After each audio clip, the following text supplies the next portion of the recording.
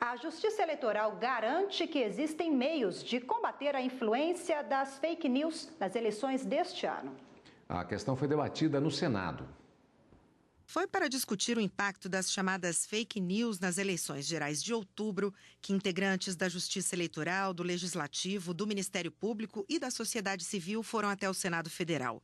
O ministro Tarcísio Vieira de Carvalho Neto, do TSE, falou que as notícias falsas estão entre os desafios da organização das eleições. Temos nos assenhorado de ferramentas e de instrumentos que estão ao nosso alcance, se não para banir esse fantasma das eleições, algo que seria, a meu sentir pessoal, praticamente impossível, senão diminuir ao máximo, pelo menos, essas tentativas mais grosseiras de desnaturação da boa informação. O Tribunal Superior Eleitoral passou a debater o tema com mais frequência depois da eleição de Donald Trump para a presidência dos Estados Unidos em 2016. As fake news, eu acho que esse é um tema relevante que o Tribunal Superior Eleitoral está atento, é que você prejudica a qualidade do voto do cidadão. O presidente da Associação Brasileira das Emissoras de Rádio e Televisão disse que um dos principais meios de enfrentamento é o jornalismo responsável. Não existe possibilidade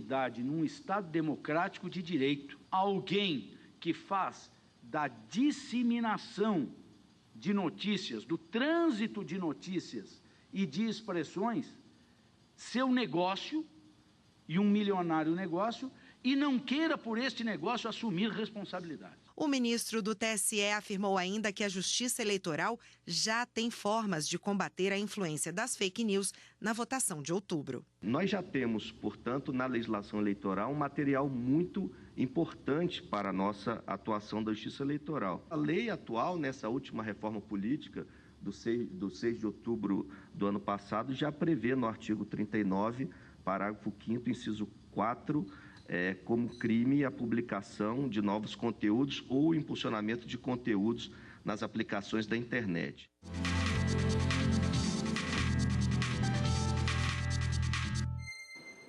E para falar sobre as fake news, nós conversamos agora com o secretário-geral da Comissão de Tecnologia da OAB do Distrito Federal, Flávio Pessino. Doutor Flávio, boa tarde, obrigada pela participação. Obrigado pelo convite. Doutor Flávio, muito obrigado também. Eu gostaria de começar perguntando a respeito da caracterização das fake news, porque existem diversas formas, inclusive com o grande impacto da tecnologia, de se produzir notícias falsas, particularmente pelas redes sociais e pelos sites. Vimos agora na reportagem falando-se das eleições norte-americanas e foi um processo extremamente sofisticado com sites, com anunciantes aparentemente verdadeiros e notícias extremamente falsas. Mesmo essa informação sofisticada e aquela um pouco mais simples, como uma mera fotografia e um texto no WhatsApp, tudo isso é fake news? Sim. É importante a gente lembrar que, na realidade, o fake news sempre existiu, né? O que passou a ter uma abrangência maior com a internet, mas, assim, qualquer texto, divulgação, informação que seja falsa e que venha cair aí no domínio público, ele acaba sendo considerado uma fake news, né? É claro que hoje a gente tem uma profissionalização, então os mecanismos digitais fazem com que fique cada vez mais aperfeiçoada nessas fake news. Agora, doutor Flávio, quem é penalizado? Quem recebe, compartilha, quem envia esse tipo de mensagem? Na realidade, a gente ainda não tem uma tipificação penal para o crime de compartilhação ou divulgação da fake news. Vai depender qual é o resultado, qual é o prejuízo que ele vai causar para alguém, né? Então, pode ser no âmbito civil, uma indenização por danos morais ou mesmo um crime contra a honra. Então, vai depender da responsabilização, né?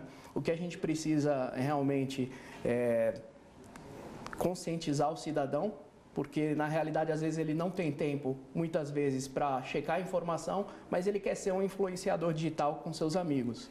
No intervalo, ou melhor, antes de começarmos a entrevista, o senhor nos falava a respeito de uma situação específica que deve criar um problema do ponto de vista legal. Já existe inteligência artificial gerando fake news? Como é que é isso? Sim, hoje você tem programas, né, e softwares que eles conseguem criar, primeiro, algoritmos que você consegue fazer com que a busca no Google, a ordem seja invertida, então especificamente para um determinado grupo. Você também pode criar trend topics no Twitter E isso tudo vai dando uma caracterização a mais para fake news. E já existem programas que eles conversam entre si, né? A inteligência artificial consegue capturar o que está ocorrendo na internet e criar notícias. Então, a gente não teria uma responsabilidade porque é uma inteligência artificial que está criando essas notícias. Então, futuramente, isso é uma preocupação. Agora, cada vez mais difícil identificar uma fake news, né? Eles estão muito bem articulados e o que torna complicado para o eleitor ou para o leigo, né? Ou mesmo para quem conhece, né, Cadu?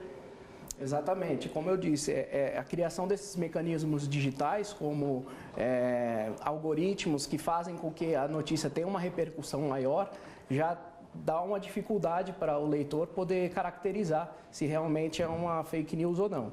O que cabe é a conscientização, a mídia tradicional ainda tem um impacto muito forte nisso, e o leitor está sempre pesquisando para saber apurar antes de... Apurar a fonte, né? Exatamente, apurar a fonte, ver o editorial. Muitas vezes o site ele também está clonado, digamos assim. Eles fazem um site similar, colocam autores, jornalistas como se estivessem divulgando aquela informação, mas na realidade não é. Então tem que olhar data também, se o fato ocorreu. Às vezes o fato é verídico, mas a data é uma data anterior e isso tudo tem que ser observado pelo leitor. Uma última pergunta, doutor. Já é uma certa tradição que a tecnologia ela se desenvolve mais rapidamente do que a legislação. Estamos muito aquém em termos legais na questão do combate às fake news?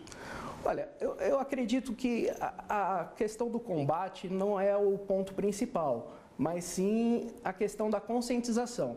Porque não tem como combater algo que as pessoas vão continuar produzindo fake news como sempre o fizeram, né? Hoje a gente tem uma repercussão maior, mas o interessante é que você tenha um debate com a sociedade civil, que você tenha educações, campanhas de educação midiática e jornalística.